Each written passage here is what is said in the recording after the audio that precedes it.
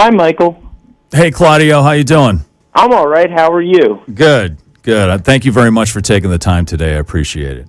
Oh, you got it, of course. No problem. So you guys are coming to the Palladium here in Worcester this coming Saturday. It's a Palladium outdoors show. I've been kind of keeping track of your tour on Instagram. It looks like the crowds have been pretty crazy, and it looks like you guys are having a great time, and I'm sure you were just dying to get back out on the road, right? Yeah, I mean, for me, I'm mainly a homebody, so I was a bit apprehensive, with everything going on, to get back out there. But once I kind of got on the bus and we started playing music again, like even that first few rehearsal dates, it really felt like it was exciting. Like, oh wow, I really miss this. And I think that translates a lot in the performance of us on stage and the how we sort of interact with each other and interacting with the audience and utilizing the space on the stage. It just feels like, wow, I didn't even realize how much I missed what I do for a living. And I've only been to a handful of shows since things started to open up, but like the other night I saw Seven Dust here at the Palladium where you guys would be playing, and I'll tell you, it's just like the crowds were also ready. I think people were just ready to blow off steam.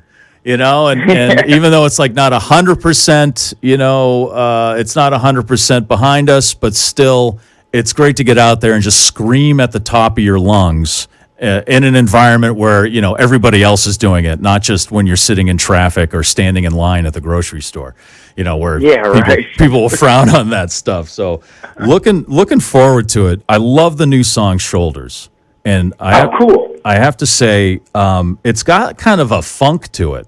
Like you guys have been funky in the past, but it's got like a bluesy kind of, don't take this the wrong way, I like to call it a sleazy kind of funk to it. It sounds kind of dirty. It sounds kind of dirty, and so I haven't really heard that sound coming from you guys before. And is this something maybe to expect with an album with this song? It's like for a long time, I've written songs like this, but I've always been reluctant to share them in Coheed, just because I thought they didn't make a whole lot of sense within the framework of the band, right?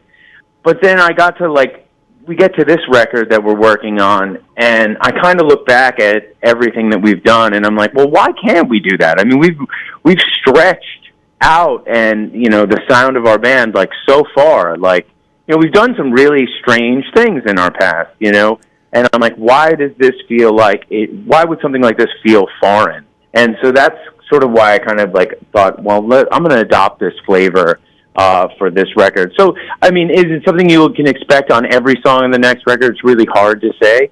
But, just because that's what Coheed does, we like to jump around, I'm sure when that record comes out, there's going to be a lot of surprises. Just because, I think being isolated for however long, just inspired the idea to approach new avenues in a way that maybe we hadn't before in the past. And I think Shoulders is a good example of it. Yeah, but I love that. Sleazy, dirty rock. Yeah, I'm into it. It sounds like sleazy, dirty in a good way. And so I want to ask you about that. So you're writing, you're working on this stuff, and during the pandemic, and I was reading in an interview there was some stuff on there you were questioning that had to do with, were not related, you thought was insensitive because of what the world was going through, that it had to do with quarantine. There was a story there. Yeah, I did. I wrote a song in the fall of, I believe, 2000. It was before COVID became a thing, and it was called Hallelujah Quarantine. And I think for me, when I was writing it, it was more about being an introvert and loving this idea of isolation, that was just kind of imposed on you. And then the pandemic happens, and I sort of abandoned the song because I just, it's still there. It's not going to it's not going to participate in a record because it just felt like, wow, now this is going to touch too close to home. This doesn't. Right. I just, living in New York and seeing New York at the height of a time when nobody really knew what to do. We had no understanding of it, and I had several family members pass away, not due to the virus, but we definitely had to like work the hurdles of like, not getting to say goodbye and not getting to be at the funerals and such. And, it just felt like, man, that now is not the right time for a song like this. Yeah. So, and it definitely doesn't feel negative necessarily, but it's just now it just implies something completely different. Well, that's a decision made from very personal experience, so I completely understand that. You guys always you tried a lot of different things. Your music is a mix of many different musics. And I also read you were talking about the song Shoulders, and you said, I love this. You said it's reminding you to be empowered by your oddity. I love that. And that kind of, to me, I was like, that's, to me personally, that's kind of what Coheed and Cambria is, because everyone calls you like prog rock. Everyone wants to label something just to make sense of it. But that's kind of what you guys are. You guys aren't kind of prog, but you're also kind of this and you're kind of that. And to me, that statement was like, this is what the band's all about here. Embracing the oddity. We don't really fit anywhere, which is a good thing, because that means you stand apart. Absolutely. And I totally agree. And that's cool that I love that line. That's great. Yeah, I love that. And it's true. We're so, we're out right now with the Used, and for the past few years we did we went out with Mastodon, we went out with Taking Back Sunday, and still, I think that's a flexibility that Coheed has, right, through its lineage. I mean, we went out with Slipknot, Linkin Park. Yep. It's just we've been able to do that because I think in a strange way we're like a chameleon. Like we can curate set lists that might work with certain bands, and maybe they don't. But the fact that other bands would be open enough to be like, that would make sense for us, but yet come from all of these different worlds when thinking about working with Coheed, it's pretty cool. It makes me excited because I never really wanted to be a band that was known for one thing. So let me ask you this: so this latest album going to be again a continuation of the Amory Wars? Is that going to be still part of the story? It will, yeah. Okay. So it'll be a continuation of the Vaxis storyline that we started with the last record, which was the Unheavenly Creatures, and the Vaxis storyline falls within the whole Amory Wars mythos, and yeah, so it will continue that. We'll see, what happens with the next one or whatever have you, but yeah, we're in that world right now. Okay, my question is, and I know you probably get this a million times a day, when are we going to see the Amazon series on this? When your guess is as good as mine. Because this is just ripe for a series on Amazon or Hulu or whatever the streaming platform is. I'm just thinking it's perfect. We need the series. You would think. I mean, I agree. I'm like, when I look at it, I can't believe that Coheed.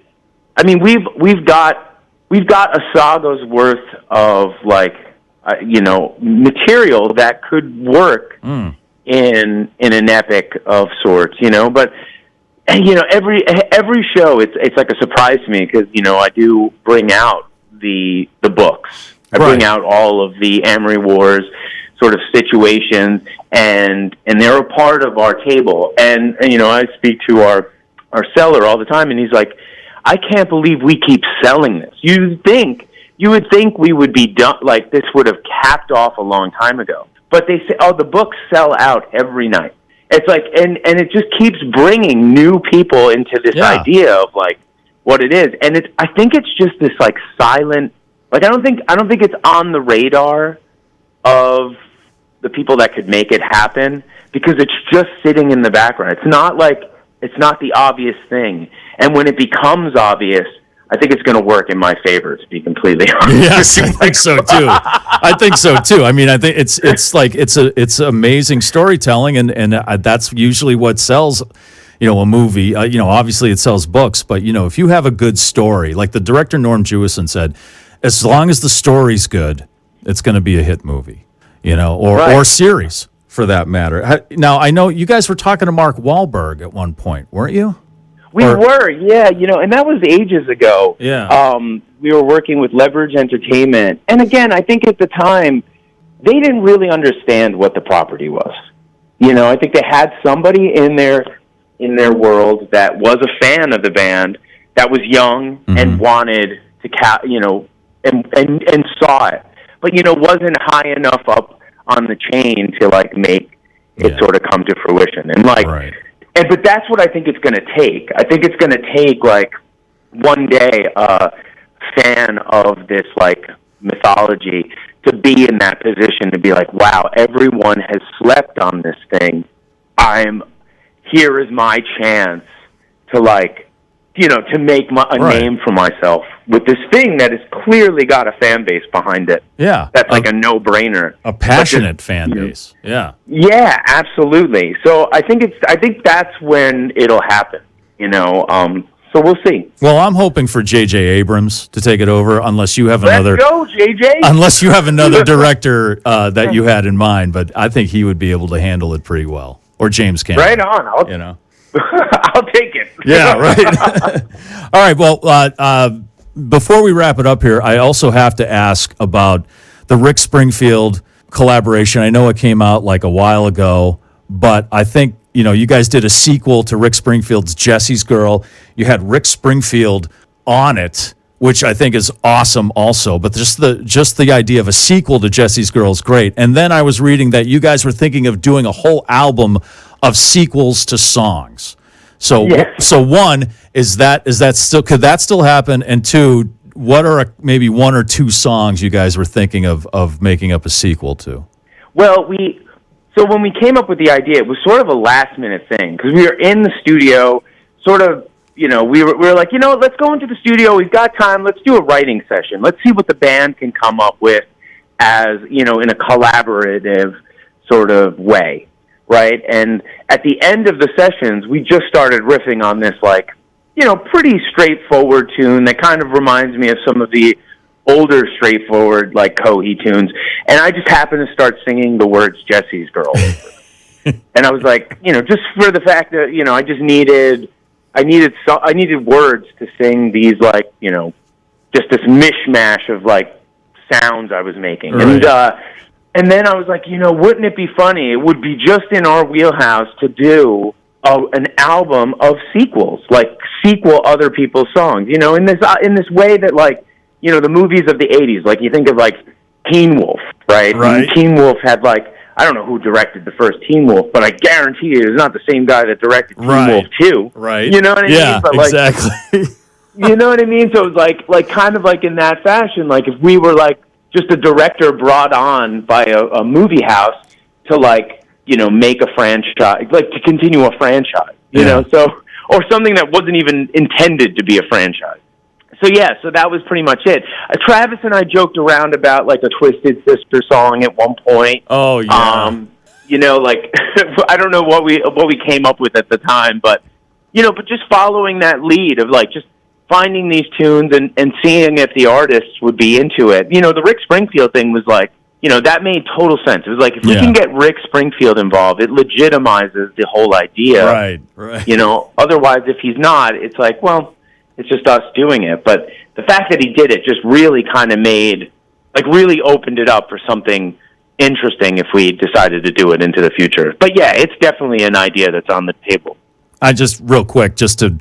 if you mentioned Twisted Sister, you should have the kid from the videos as the father now yelling at his kid for listening to, the devil music that is Coheed and Cambria. That would be pretty awesome. Just spit, but J.J. Abrams, if you're listening, you should do the video too. All right. There you go. All right, Claudio, thank you so much for taking the time, man. Really appreciate it. Looking forward to seeing you here at the Palladium Outdoors this coming Saturday here in Worcester. So thanks a lot, man. Oh, you got it. Thank you, Michael.